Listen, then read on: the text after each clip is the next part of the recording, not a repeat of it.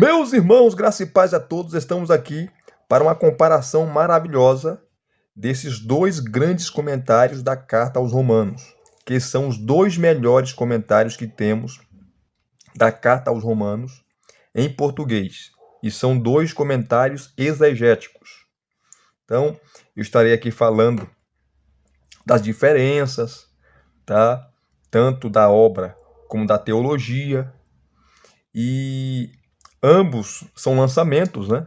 Esse aqui da Vida Nova é mais recente, vai fazer um mês que foi lançado, que esse comentário do Douglas Moo é uma referência em se tratando da carta aos Romanos, que é a principal carta do Novo Testamento e a principal carta do apóstolo Paulo.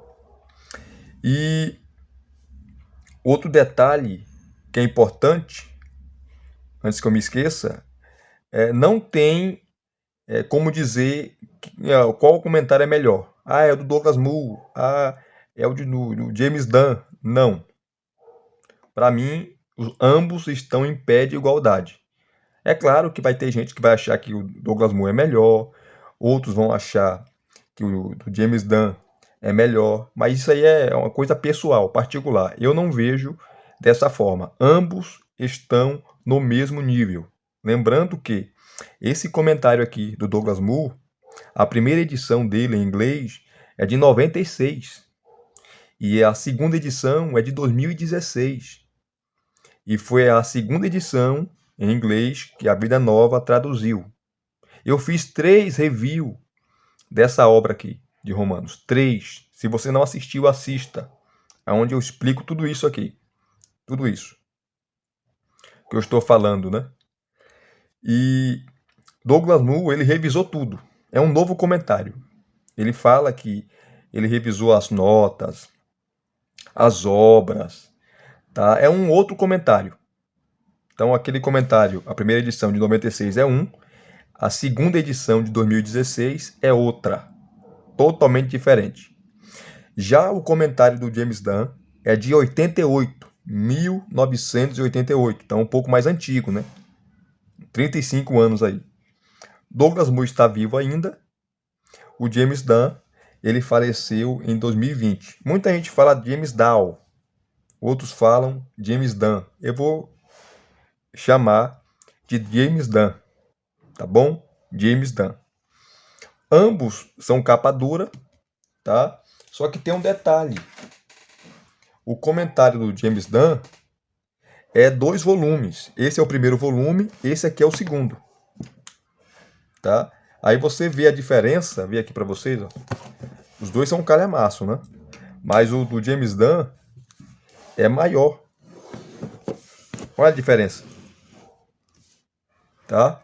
Olha a diferença aqui, ó. Deixa eu botar os dois aqui, ó. Olha a diferença. Então é muito maior. Do James Dunn são mais de 1.500 páginas, por aí, aproximadamente. O do Douglas Moo é mais de 1.000 páginas. Eu mostrei lá quando eu fiz o primeiro vídeo, né? O primeiro review. Esse comentário do Douglas Moo. E também eu mostrei, se você quiser assistir também, 2 vídeos mostrando esses comentários também do James Dunn. O volume 1 e o volume 2. Assista, assista. E como é um vídeo comparativo, então não vou demorar muito, até porque eu já fiz o review dessas obras. E se você quer saber de mais detalhes, assista os reviews, tá bom? Então, vamos falar aqui dos detalhes. Deixa eu pegar primeiro aqui a obra do Douglas Moo. A Vida Nova, gente, hoje, eu não estou aqui ganhando nada, né, para falar bem da Vida Nova, mas é a melhor editora, se não for a melhor, é uma das melhores editoras protestantes, cristãs que temos no Brasil. Está trazendo obras maravilhosas, inclusive essa aqui, ou essa série de comentários, né, exegéticos. Nós temos aí Marcos, nós temos aí Apocalipse, 1 Coríntios, nós temos 1 Pedro, nós temos Colossenses e Filemon, e agora Romanos. Do Antigo Testamento, nós só temos o Levítico, o comentário de Levítico, do Gordon Erham, mas eles vão trazer todo o Antigo Testamento também comentado e o Novo Testamento também. Então, o Novo Testamento e o Antigo Testamento, em breve aí nós estaremos com essas obras completas, o Novo Testamento completo, comentário exegético, e o Antigo Testamento também. Claro que o Antigo Testamento vai demorar mais, porque o Antigo Testamento são 39 livros e o Novo, 27 livros. Então, nós temos que parabenizar a Vida Nova por esses grandes comentários. E outros sim, queridos, outros sim. Comentário exegético é para consulta. Comentários exegéticos é para consulta. É diferente de comentário expositivo, comentário devocional, é diferente, tá? Você vai pegar um comentário desse para você consultar o grego, a posição do autor, né, do escritor e por aí vai.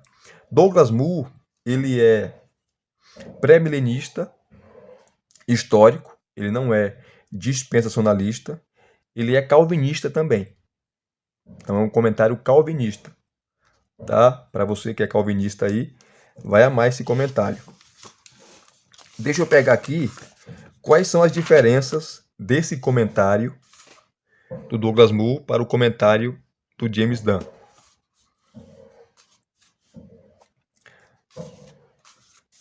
Primeiro que James Dunn, ele não era assim calvinista, né?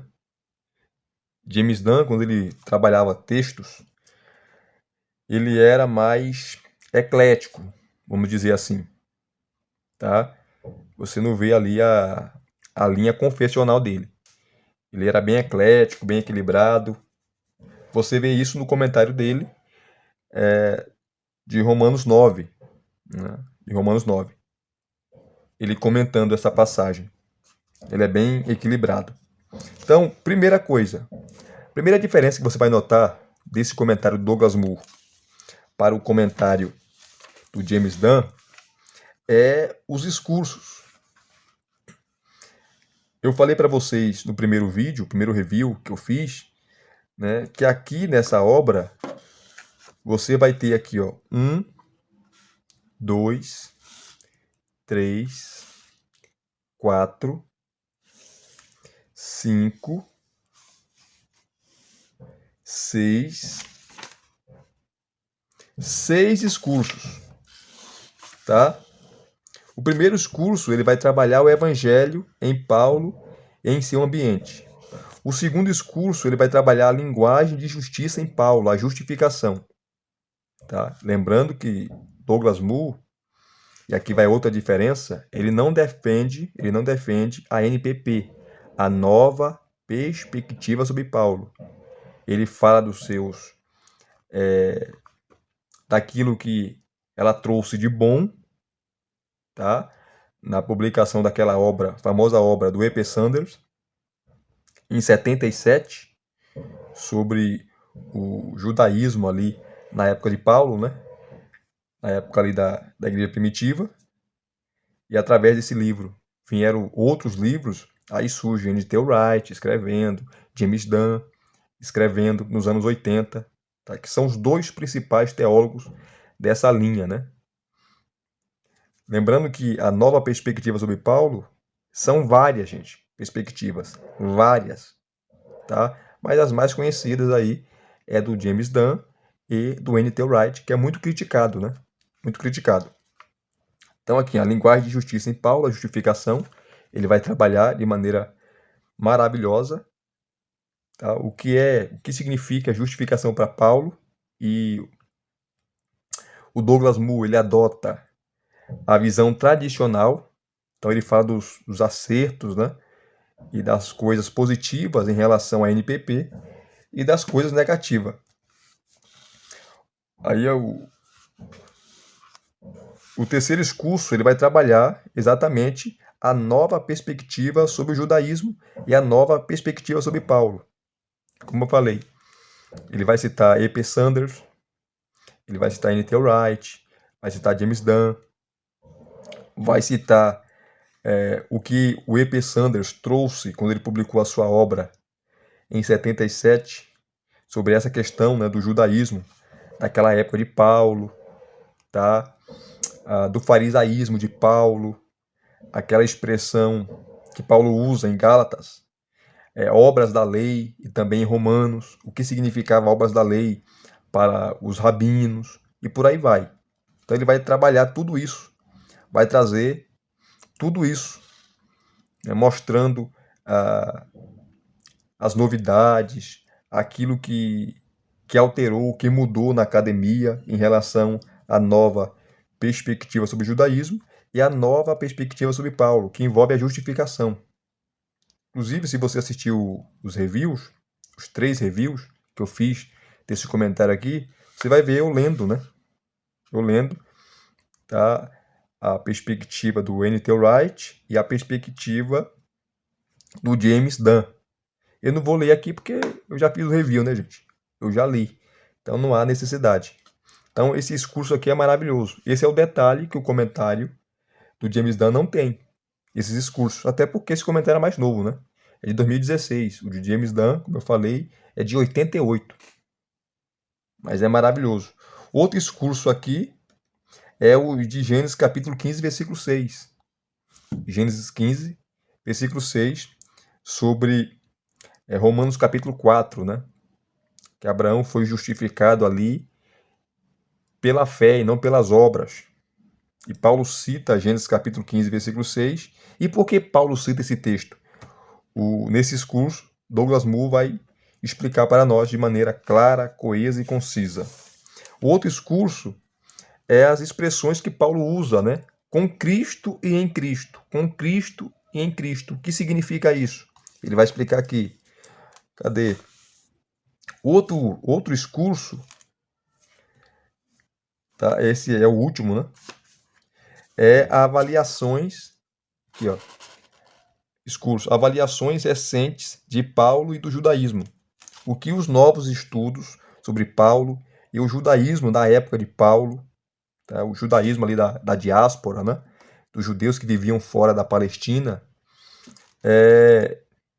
o que os novos estudos, né, têm trazido acerca dessas questões do judaísmo na época de Paulo, na época ali da igreja primitiva. Maravilhoso.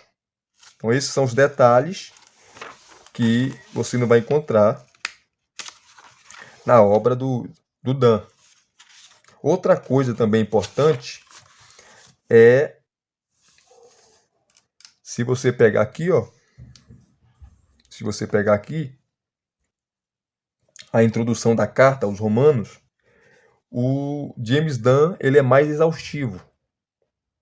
Isso não significa que o Douglas Moo não seja, mas o James Dunn ele dá muito mais detalhes e ele traz já, vou mostrar para vocês, ele traz já na introdução a nova perspectiva sobre Paulo, tá? Isso naquela época, gente, em 88.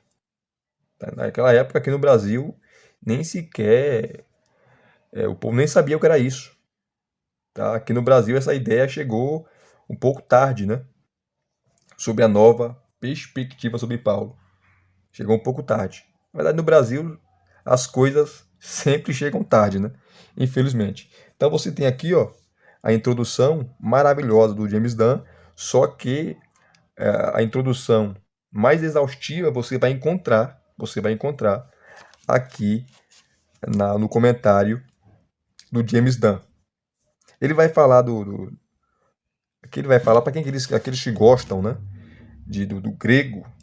O Douglas Moo vai trazer o texto e a tradução, os papiros, os unciais, os minúsculos, aqui para quem gosta de crítica textual, de estudar o grego, tá? A língua que o Novo Testamento foi escrito. É maravilhoso, maravilhoso. Tá? Natureza e gênero, propósito, é maravilhoso também, que ele vai trabalhar aí sobre a Espanha, que era o sonho de Paulo, que ele queria que a igreja de Roma bancasse ele, sustentasse ele. Ele fala isso no capítulo 15, para ele fazer a sua 4ª viagem missionária. Muitos teólogos afirmam que Paulo fez essa viagem missionária, né, citando ali as cartas pastorais, que é uma briga muito grande, né, porque hoje na academia já já é um consenso que Paulo não escreveu essas cartas. Paulo morreu antes, mas uma escola paulina, discípulos de Paulo, né, escreveram as cartas pastorais. É uma briga muito grande. Nós, ortodoxos, cremos que Paulo escreveu essas cartas. Mas, por exemplo, James Dunn, para ele, Paulo não escreveu essas cartas, as pastorais. Tá? Alguém colocou o nome de Paulo, alguém, tá, para dar credibilidade, autenticidade maior ao seu escrito, colocou o nome de Paulo, mas não foi Paulo que escreveu as cartas pastorais, né? É uma briga muito grande na academia, mas isso já é um consenso na academia. Então, essas são as diferenças, tá? Sobre a nova perspectiva sobre Paulo. O James Dunn é a favor. Douglas Moo, ele fala dos pontos fortes, né? E dos acertos, mas ele não concorda com a maioria dos pontos da NPP. Tá? Ele é calvinista, deixa isso bem claro aqui nos seus comentários, principalmente Romanos capítulo 9. O James Dunn é mais eclético, tá? A introdução é maravilhosa, mas a introdução do James Dunn é muito mais pesada, né? Muito mais robusta e exaustiva. Você tem uns discursos aqui, coisas que o James Dunn não vai ter. Então é maravilhoso.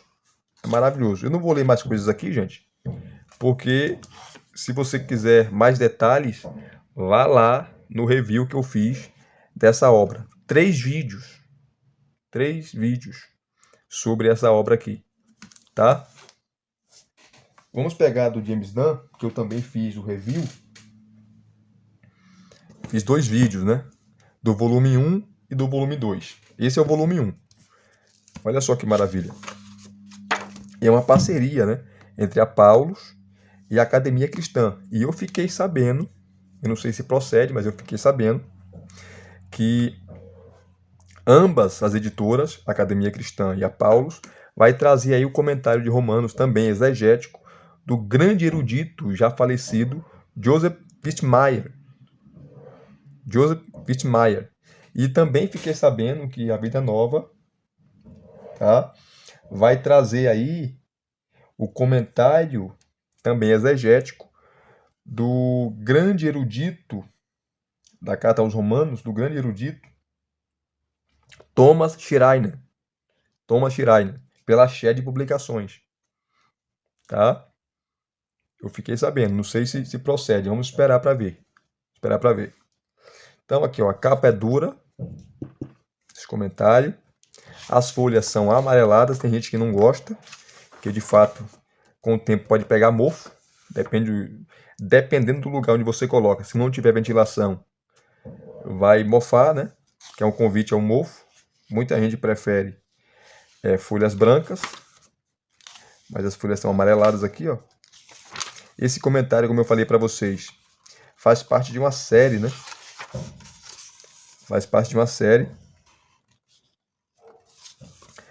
A série, ó, é CABT. Deixa eu aproximar aqui para vocês verem. Faz parte aqui, ó.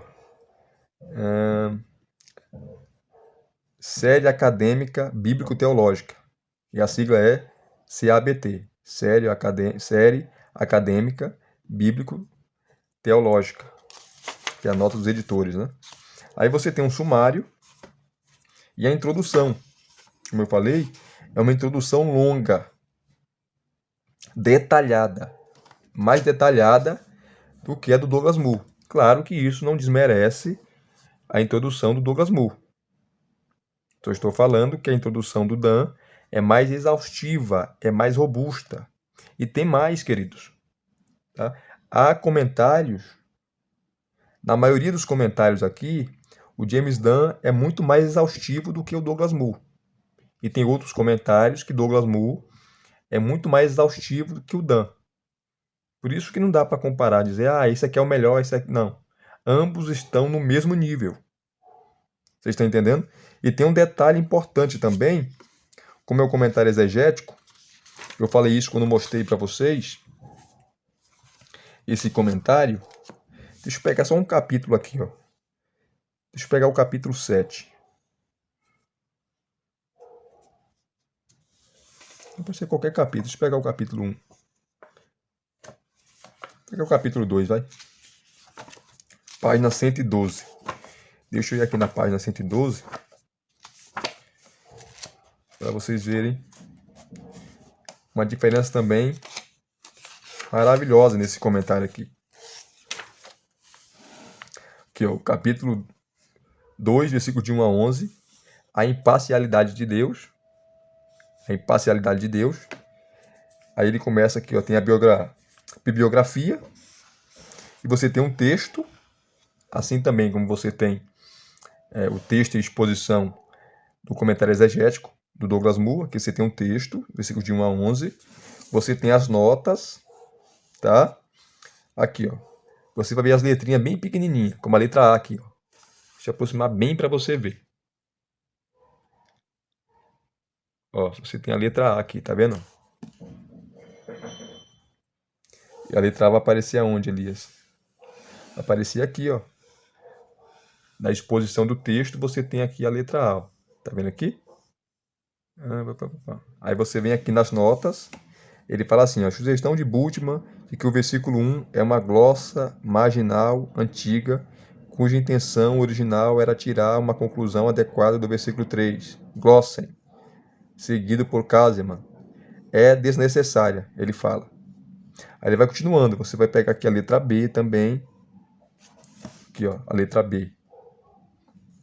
Você vem aqui ó, no versículo 2, você tem a letra B. Sabemos que o juízo de Deus contra os que praticam tais coisas é conforme a verdade.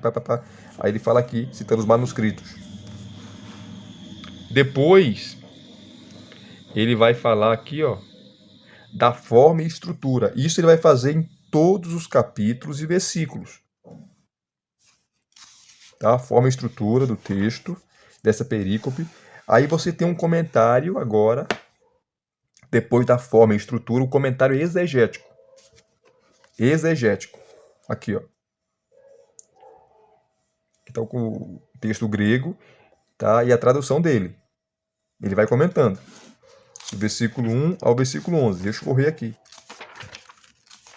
Então você tem primeiro o comentário exegético. Tá? Que ele está comentando, ele vai citar a literatura pop, vai citar tanta coisa aqui. Meu Deus do céu. É um comentário bem detalhado mesmo. Que é o versículo 5. Ele comentando, ó, versículo 5. Ele vem. Vem aqui, ó. Que ele fala assim, ó. Falando do texto grego. Deus retribuirá a cada um conforme o seu procedimento.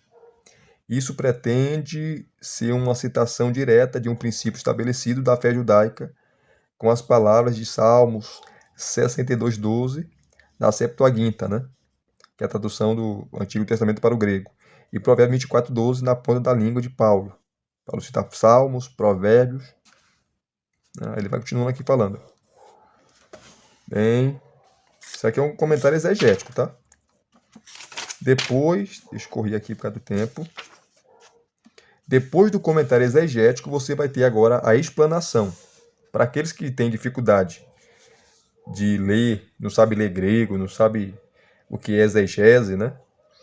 Você vem direto aqui para a explanação, onde ele vai explicar de maneira mais fácil agora, para você que não domina a exegese. Aí ele vai comentar os versículos 1 e 2. Aí começa a explanação dele. Olha que maravilha. Então você tem um comentário exegético, depois uma explanação, tá? Nós poderíamos chamar de hermenêutica, a interpretação. Você tem a análise exegética primeiro, depois a análise hermenêutica, a interpretação do texto, né? Que é versículos 3 e 4, versículos 5 e 6, versículo 7 aqui comentando, versículo 8, versículos 9 a 11. Ele comentando. Tá?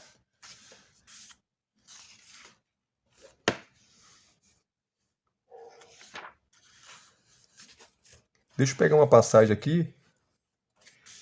Romanos capítulo 10, versículo 5, quando Paulo fala que o fim da lei é Cristo. Eu vou ler esse comentário aqui para você, do James Dunn, e o comentário do Douglas Moo, e vou encerrar o vídeo. Como eu falei para você, ou para vocês, os comentários estão no volume 2. Vou pegar o volume 2 aqui. Os comentários, queridos, de ambos, né? Tem comentários que o James Dunn vai comentar muito mais do que o Douglas Moo, tá? A mesma passagem, ele vai dar mais detalhes do que Douglas Moo e vice-versa. Vice-versa. Deixa eu pegar o capítulo 10 aqui. Capítulo 10, é o versículo 5, né? Página 868. Aqui, ó. A justiça da lei e a justiça da fé. Deixa eu correr aqui, que o tempo ruge.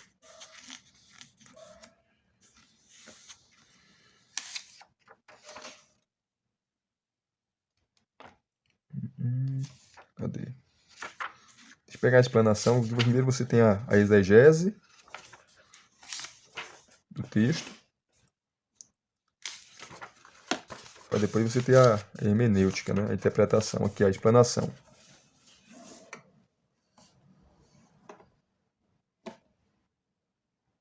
Esse 10.4 é o 10.4. O fim da lei é Cristo. Eu acho que é o 4.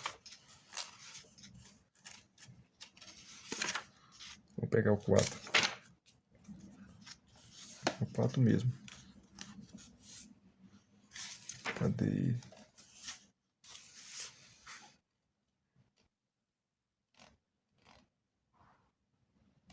Aqui, ó.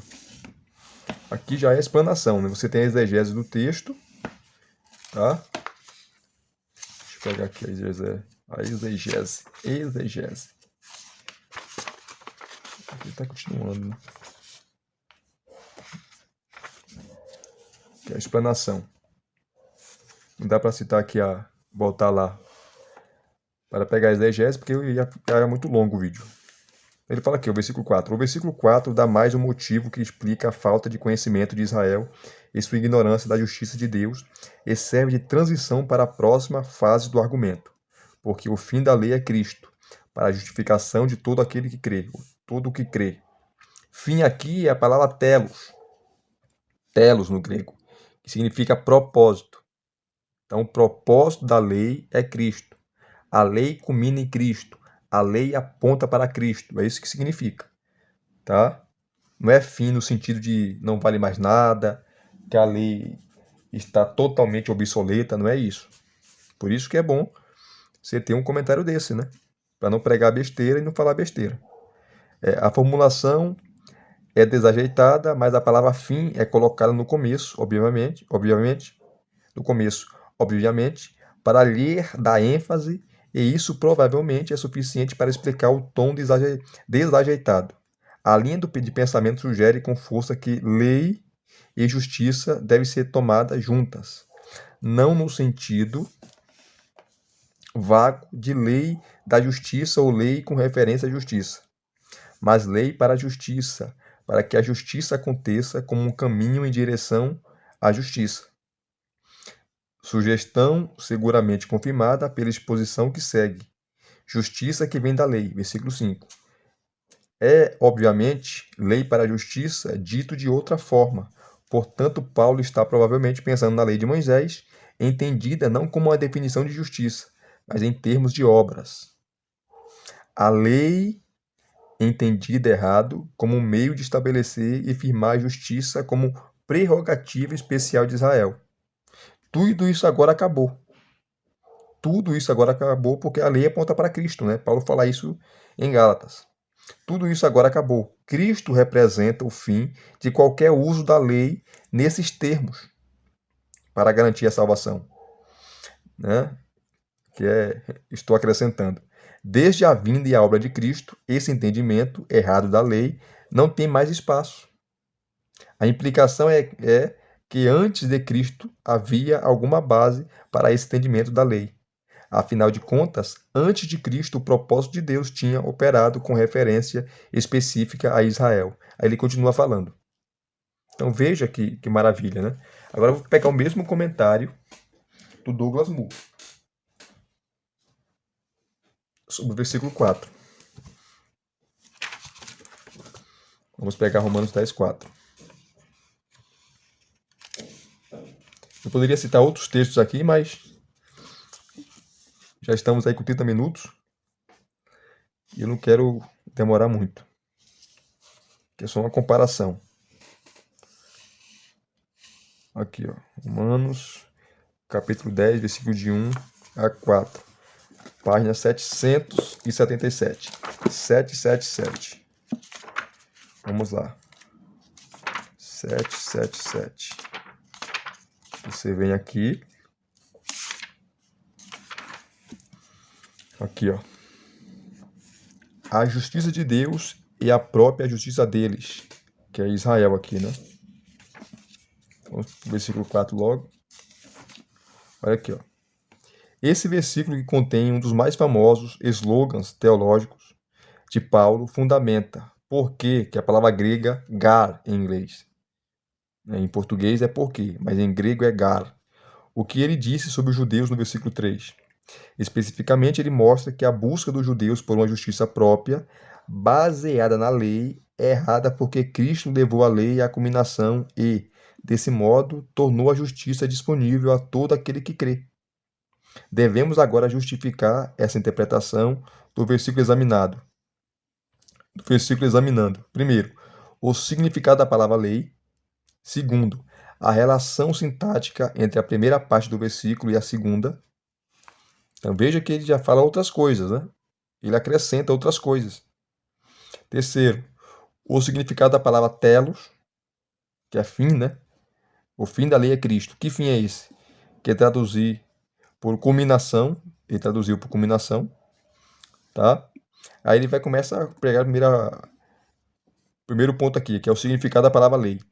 Estudiosos defendem 4 significados diferentes da palavra nomos nesse versículo. Lei de modo geral, independentemente de sua forma. Olha os detalhes que Douglas Moo traz sobre o versículo 4, um único versículo. Tá? Primeiro ponto, né? Que é lei de modo geral, independentemente de sua forma. Segundo, revelação do Antigo Testamento de modo geral, tá? Legalismo e lei mosaica. A primeira e a segunda interpretação são possíveis. A primeira e a segunda interpretações são improváveis, visto que não se encontra nenhum dos significados no contexto imediato. A terceira, por sua vez, que é legalismo aqui, ó, como argumentei antes, não é atestada em Paulo nem adotada aqui. Com a maioria dos estudiosos, concluo que nomos se refere nesse versículo, e como é usual em Paulo, a lei mosaica. Então a lei aqui é a lei de Moisés. Assim também concorda James Dunn com ele. Tá? Ele continua aqui, ó. Segundo ponto. O versículo 4 contém uma afirmação. Cristo é o telos da lei. Cristo é o fim da lei. É uma expressão Deixa eu me aproximar aqui que eu estou ficando cego, viu, gente? É uma expressão preposicional. Preposicional. Que é a palavra eis, tá? Grego aqui, ó. Para. Justiça para todo aquele que crê.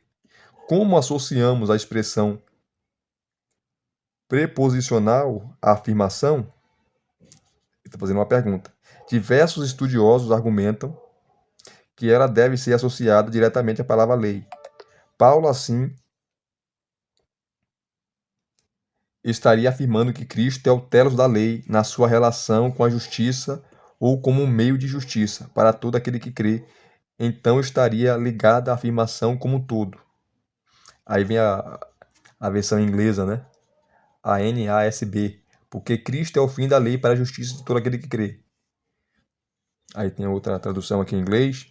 A maioria dos que explicam a sintaxe desse modo também acha que telos significa fim, término, que aponta indica Cristo. Portanto, eles concluem que Paulo está proclamando o fim do entendimento falso da lei como meio de obter justiça diante de Deus, ou o fim do entendimento errôneo de Israel de que a lei e sua justiça estão limitadas a Israel. Mas a sintaxe não favorece ligar a expressão preposicional diretamente à palavra lei. É muito mais provável que, introduzida pela preposição grega eis, ela funcione como uma oração de propósito ou de resultado ligada à afirmação como um todo. Cristo é o telos da lei, com o resultado de que há, ou com o propósito de que haja, justiça para todo aquele que crê. Interpretação adotada pela maioria das nossas traduções. Ele pega aqui o terceiro ponto e vai explicar e vai detalhando. Tá? Ó, só o versículo 4. Aí você tem nota de rodapé o tempo todo.